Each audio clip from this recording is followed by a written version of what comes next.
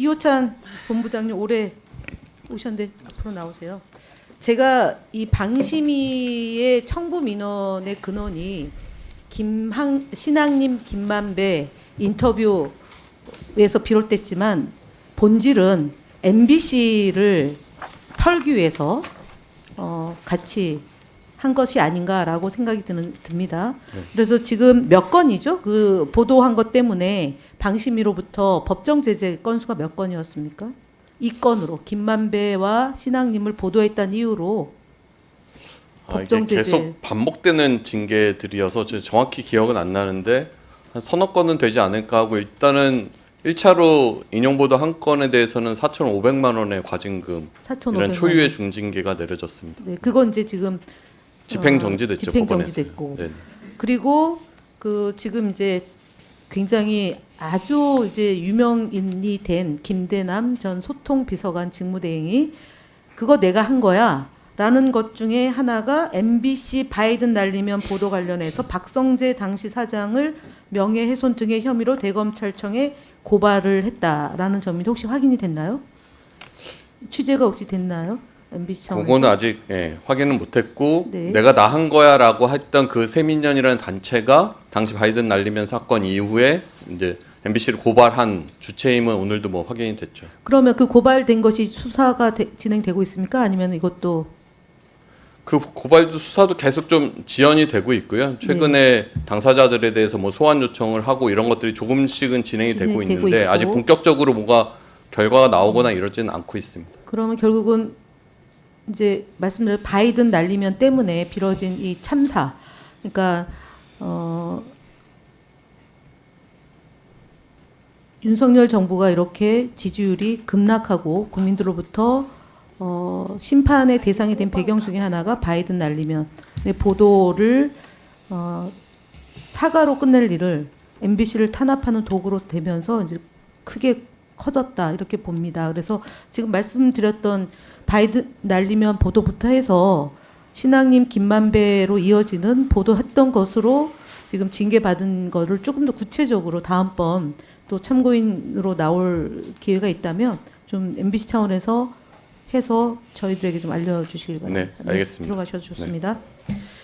방통위 가 지금 권한 밖의 일이다라고 계속 주장을 하시는데 김영관 기조국장님, 네. 지난번 정현주 방심위 위원장을 수사하고 조사했던 게 무슨 권한 바뀌어서 방통위가 했습니까? 권한이라서 했습니까? 그건 어떻게 된 거죠? 그거는 제가 한 일은 아니요, 안 아닌데요. 했지만. 예, 그거는 저기 그 보조금 사용과 관련돼서 그 보조금 사용이 감사를 한 걸로 검사를 한 위원장의 것으로 알고 출퇴근까지 있습니다. 간 거잖아요. 네? 위원장의 출퇴근 그다음에 업무 추진비 카드 이런 걸로 간 거잖아요. 결국은 방심위의 이 무리한 청부 민원에 의한 이 법정 제재가 행정청에서도 결재를 해서 심의 의결 해가지고 지금 수억 원의 그 손실을 본 거잖아요. 방통위는 이것 때문에 감사원 감사가 이제 곧 개시될 거죠. 그렇죠? 감사원 감사 곧 개시되잖아요. 우리가 26일 날 국회에서 처리가 됐지 않습니까? 네, 예, 감사원 감사 알고 받고 그럼 연타적으로 방심위가 그 예산을 제대로 사용하지 않은 점에 대해서 부당한 집행 때문에 방심위의 법정 제재 이것 때문에 방심위도 조사 대상이 되죠. 방통위가 받게 되면 방심위도 받게 되는 거예요. 아닌가요? 그 부분 제가 잘 조성은 모르겠습니다. 감사원 출신 처장님 아닌가요?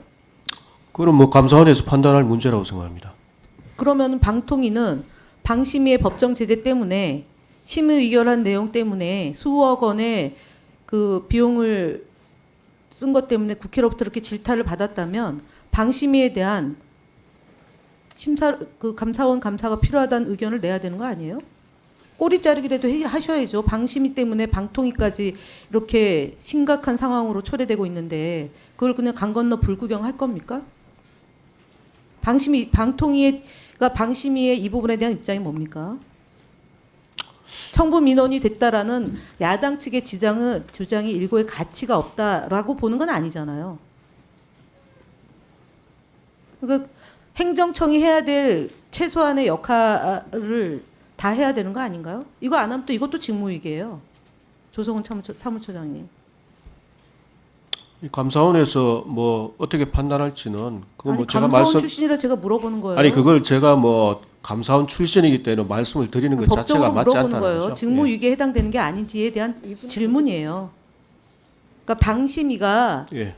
청구 민원이라는 이런 이례적인 일이 발생을 했고 그 법정 제재가 다 졌단 말이에요. 그래서 수억 원의 변호사비를 들여서 방통위가 행정청으로서 역할을 했는데 다 졌어요. 그러면 이 부분이 부실했는지 안 했는지에 대해서 감사원 감사가 필요하다라고 얘기해야 되는 거 아닙니까? 뭐 필요하다면 감사원에서 뭐 하지 않겠나 아니 싶습니다. 방통위의 입장이 예. 아니 반영돼야 방통위 됩니다. 입장을 뭐 왜냐면은 전달하기 어렵다고 봅니다. 예. 그럼 하실 의향이 없다라고 보여집니다. 뭐 하실 의향이 있고 없고의 문제가 아닌 것 같습니다. 그럼 위원장한테 보고하셔서 예. 다음번 그 10월 7일에 있는 국정감사 때 답 이분도 주시기 바랍니다. 왜냐하면 지금 방통위의 권한이 방심위에 대해서 심의에 대해서 감나라 배나라는 할 수 없지만 예산이 투여되기 때문에 감사를 해야 됩니다. 적어도 정상적인 방통이라면 방심위에 대해서 특별 감사를 이미 실시해도 12번은 더 했어야 될 사안입니다.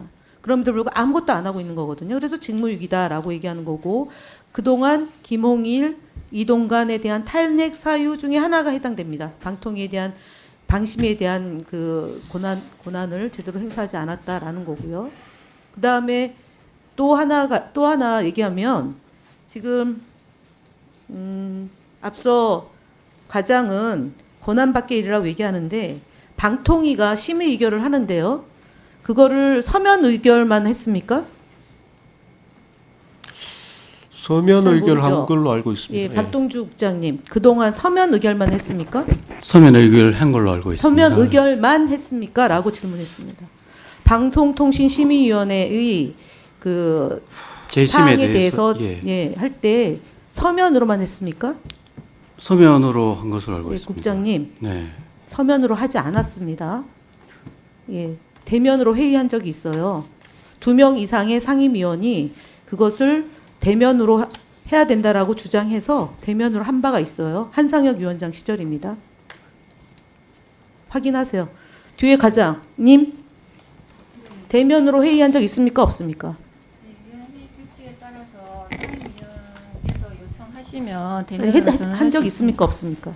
있는 걸로 알고 예, 있습니다. 왜냐하면 2008년도에 최시중 위원장이 서면으로 하자라고 했습니다. 왜냐하면 표현의 자유를 침해하면 안 된다라는 뜻을 존중해서 그랬던 겁니다. 이거는 고치지 않는 뭐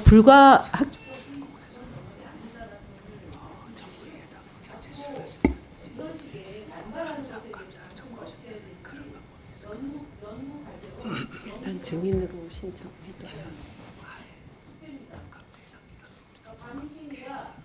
모여서 한번 하죠. 예. 들으세요 이런. 의결할지 아니면 방송통신위원들이 논의할지에 대해서 최시중 체제에서 결정한 것을 어떻게 할 건지 연구 과제로 삼아서 추후에 보고하세요. 마치겠습니다. 진짜 답답합니다. 방통위가 방심위 회계감사 했잖아요. 정현주 위원장 쫓아내고 이광보 부위원장 쫓아낼 때 왜 그렇게 180도 다른 태도를 취하십니까? 다 보고 계시고 우리 다 기억하고 있는데 왜 그러십니까? 황성욱 위원은 더 많이 위반해 놓고도 안 쫓겨나고 지금 KBS 이사 됐잖아요. 자, 저 이거부터 합니다. 띄워주세요.